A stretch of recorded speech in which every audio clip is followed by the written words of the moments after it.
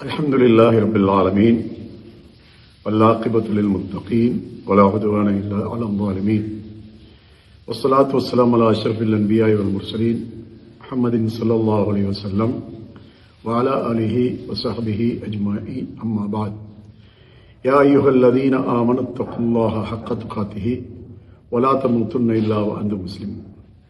அல்லாஹ்வுடைய நல்லடியார்களே, அன்புள்ள சகோதர சகோதரிகளே, மிக முக்கியமான ஒரு தலைப்பில் இன்று உங்களுக்கு முன்னால் நான் உரையாற்றலாம் என்று விரும்புகின்றேன். விளையாட்டுக்கள் என்பதிலே இன்று சர்வதேச மட்டத்திலே மக்களால் மிக கூடுதலாக ஆர்வமாக ரசனையோடு பார்க்கப்படுகின்ற ஒரு விளையாட்டு தான் கிரிக்கெட் என்ற விளையாட்டு. இந்த கிரிக்கெட் என்ற விளையாட்டு இஸ்லாமிய ஷரியத்துக்குட்பட்ட அமைப்பிலே எவ்வாறு அது அமைய வேண்டும், ஷரியத்துக்கு முரணாக அதிலே என்ன இருக்கின்றது என்பதை விளங்கிக் கொள்ள வேண்டிய அவசியம் என்று இருக்கின்றது. காரணம், இன்று முஸ்லிம் சமுதாயத்தைச் சேர்ந்த இளைஞர்கள் மிக அதிகமாக ஆர்வத்தோடு விளையாடுகின்ற ஒரு விளையாட்டாக அந்த விளையாட்டு இருந்து கொண்டிருக்கின்றது. பொதுவாக எந்த விளையாட்டை எடுத்துக்கொண்டாலும் அந்த விளையாட்டிலே ஷரியத் அனுமதித்த ஒரு பகுதியும் இருக்கின்றது, அனுமதிக்காத ஒரு பகுதியும் இருக்கின்றது. அனுமதித்த பகுதியையும் அனுமதிக்காத பகுதியையும் பிரித்து விளங்க வேண்டும். அனுமதிக்காததை செய்யக்கூடாது, அனுமதித்ததை மட்டுமே செய்ய வேண்டும்.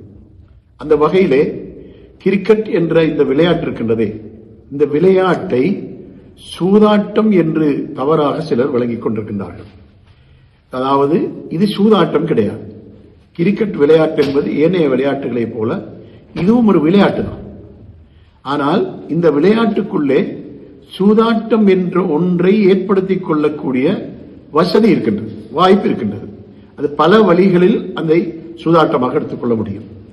அதில் ஒரு உதாரணத்துக்கு சொல்வதா இருந்தால், உதாரணத்துக்கு ஆஸ்திரேலியாவும் பாகிஸ்தானும் விளையாடுகின்றன. இந்த இரண்டு அணிகளும் விளையாடுகின்ற நேரத்திலே பாகிஸ்தான் அணிக்கு விருப்பமானவர்கள் பாகிஸ்தான் வெல்வதாக சொல்வார்கள், ஆஸ்திரேலியா அணிக்கு விருப்பமானவர்கள் ஆஸ்திரேலியா வெல்வதாக சொல்கின்றார்கள். இப்படி சொல்லுகின்ற நேரத்திலே அது போட்டியாக மாறி இரண்டு தரப்பிலும் அவர்கள் போட்டி போடுகின்றார்கள். ஆஸ்திரேலியாவுடைய வீரர்களுக்கு விருப்பமானவர்கள், சரி பாகிஸ்தான் வென்றால் நாங்கள் 50,000 தருகிறோம். அதே போல மறுபக்கம் என்ன சொல்லுகிறார்கள், ஆஸ்திரேலியா வென்றால் நாங்கள் 50,000 தருகிறோம். இது கண்டிப்பாக சூது. ஏனென்றால் விளையாடுகின்றவர்களுக்கும் சூதாடுகின்றவர்களும் தொடர்பு எதுவும் கிடையாது. விளையாடுகின்றவர்கள் எங்கேயோ விளையாடுகின்றார்கள், சூதாடுகின்றவர்கள் வேறு எங்கேயோ சூதாடுகின்றார்கள். இது சூது. அதே நேரத்தில் நமது சில சகோதரர்கள், அதாவது இதிலே இஸ்லாத்தில் தடை செய்யப்பட்ட ஒரு பகுதி இதனுள்ளே இருப்பதை அறியாமல் அதிலே அந்த விளையாட்டிலே ஈடுபடுகின்றார்கள். அவர்களுக்கு இதை பற்றிய தெளிவை ஏற்படுத்தி கொடுக்க வேண்டிய அவசியம் இருக்கின்றது. அது எப்படி என்று சொன்னால், அதாவது பொதுவாக இந்த விளையாட்டை, கிரிக்கெட் விளையாட்டை எடுத்துக்கொண்டால் ஒவ்வொரு அரசாங்கங்களும் ஒவ்வொரு நாட்டு ஆட்சியாளர்களும் இந்த கிரிக்கெட்டுக்கு கூடுதலான முக்கியத்துவம் கொடுத்து அதற்காக பல நூறு பல ஆயிரம் மில்லியன்கள் அவர்கள் ஒதுக்கி அந்த விளையாட்டை அவர்கள் நடத்துகின்றார்கள். அப்படியான அந்த விளையாட்டை நடத்துகின்ற போது பொருளாதார பிரச்சனை கிடையாது. ஏனென்றால் அரசாங்கம் அதற்கு முதலீடு செய்கின்ற காரணத்தினால, செலவு செய்கின்ற காரணத்தினால, அதுக்கு என்னென்ன செலவுகள் உண்டோ அவை அனைத்தையும் அரசாங்கம் செய்கின்ற காரணத்தினால அந்த விளையாட்டை நடத்துவதற்கு எந்த விதமான பொருளாதார தட்டுப்பாடும் இருக்க மாட்டாது. ஆனா சில கிராமங்களில் இருக்கின்ற மக்கள், சில இளைஞர்கள் இந்த விளையாட்டை நடத்துகின்ற போது பொருளாதார நெருக்கடி ஏற்படுகின்றது. சுமார் ஒரு 3 டீம்கள் 4 டீம்கள் 5 டீம்கள் சேர்ந்து ஒரு டூர்னமெண்ட் வைப்பார்கள். அப்படி வைக்கின்ற நேரத்தில் பொருளாதார தட்டுப்பாடு வருகின்றது. இந்த நேரத்தில் ஒவ்வொரு டீமும் இதற்கு ஒரு கணக்கு முதலீடு செய்கின்றார்கள். அதாவது கிட்டத்தட்ட மொத்தமாக இதுக்கு எவ்வளவு செலவு போகும் என்ற ஒரு கணக்கை பார்த்து 5 டீம் சொன்னா 5 டீமை பிரிக்கிறார்கள்.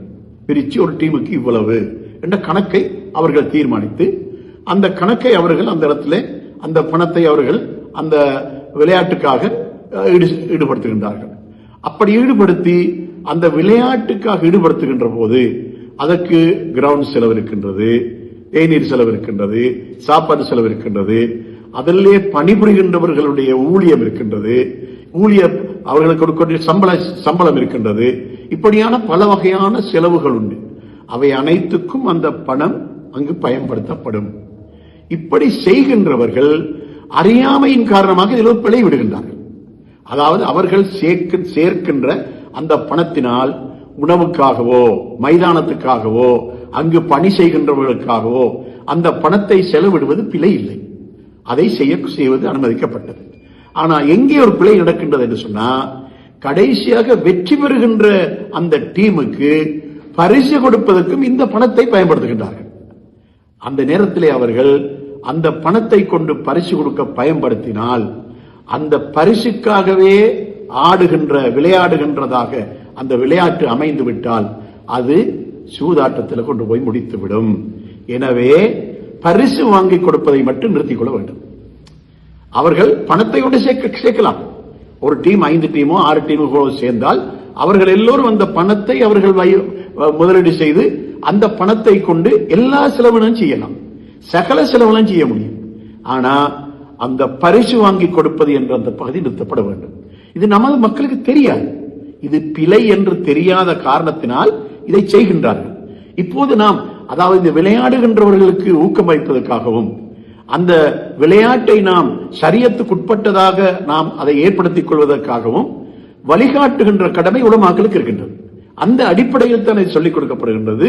பரிசு வாங்கி கொடுக்கின்ற பகுதியை மட்டும் தவிர்த்துக் கொண்டு ஏனைய எல்லா வகையான செலவினங்களுக்கும் அந்த பணத்தை பயன்படுத்துவது அனுமதிக்கப்பட்டது என்பதை கவனத்தில் கொள்ள வேண்டியவர்களாக இருக்கின்றார்கள். சரி, இப்போது ஒரு இந்த இடத்திலே ஒரு கேள்வி எழும்புகின்றது. சரி, விளையாடுகின்றவர்களுக்கு பரிசு கொடுப்பது ஒரு நல்ல காரியம் தானே, அதை செய்வதற்கு ஏதாவது ஒரு ஏற்பாடு இதிலே என்ன மாதிரியான ஏற்பாடு இருக்கின்றது என்று கேட்டால் அதற்கும் ஆலோசனை சொல்லலாம்.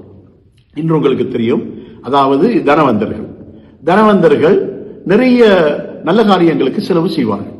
இளைஞர்களுடைய இந்த தேக பயிற்சிக்காக அவர்கள் விளையாடுகின்ற இந்த விளையாட்டுக்காக தனவந்தர்கள் அவர்களுடைய நன்கொடைகளை கொடுப்பதற்கு அவர்கள் தயாராக இருக்கின்றார்கள். அதனால இப்படியான ஒரு விளையாட்டு நடைபெறுவதற்கு முன்னதாக நாம் ஒரு சிலரை, ஒருவரையோ அல்லது 2 பேரையோ அல்லது ஒரு 4-5 பேரையோ நாம் சந்தித்து இப்படியான ஒரு விளையாட்டு நடக்கின்றது, அதுக்கு பரிசு கொடுக்க வேண்டும், உங்களுடைய பங்களிப்பை எங்களுக்கு செய்யுங்கள் என்று அவர்களிடத்தில் கேட்டால் தர மறுக்க மாட்டார்கள், தருவார்கள்.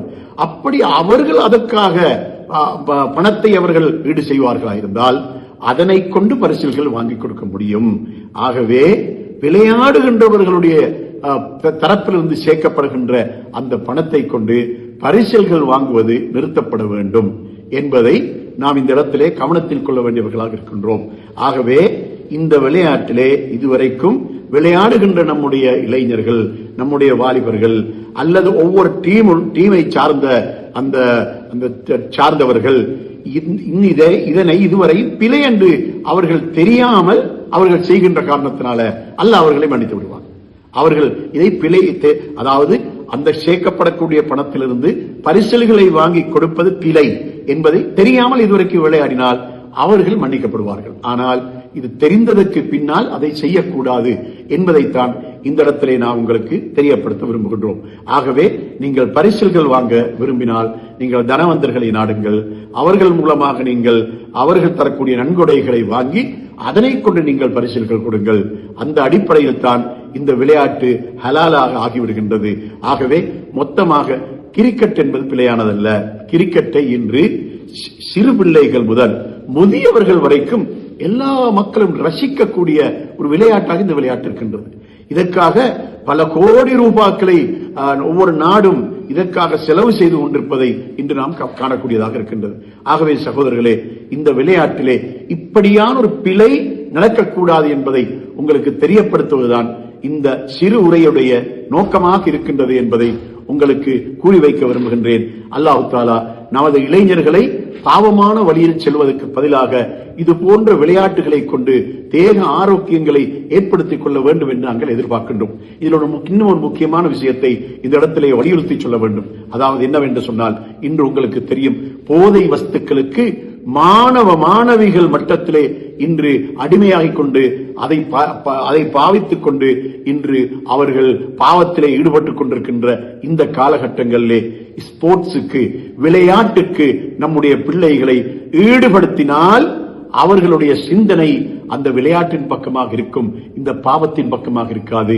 கால்பந்தாட்டமோ கரைப்பந்தாட்டமோ அல்லது கிரிக்கெட்டோ இது போன்ற விளையாட்டுகள் எல்லாம் தேக ஆரோக்கியத்துக்கு சிறந்த விளையாட்டாக இருக்கின்ற காரணத்தினால இதற்காக பொதுமக்கள் எல்லோருமே இதற்கு கூடுதலான முக்கியத்துவம் கொடுத்து அவர்களுக்கு உற்சாகம் அளிக்க வேண்டும், அவர்களுக்கு உதவிகள் செய்ய வேண்டும் என்பதை இந்த இடத்திலே கூறி வைக்க விரும்புகின்றேன். அல்லாஹ் தஆலா நமது இளைஞர்களை நன்மையான பாதையிலே வழிநடத்துவானாக. வஆகிர் தஅவானா அனில் ஹம்துலில்லாஹி ரப்பில் ஆலமீன்.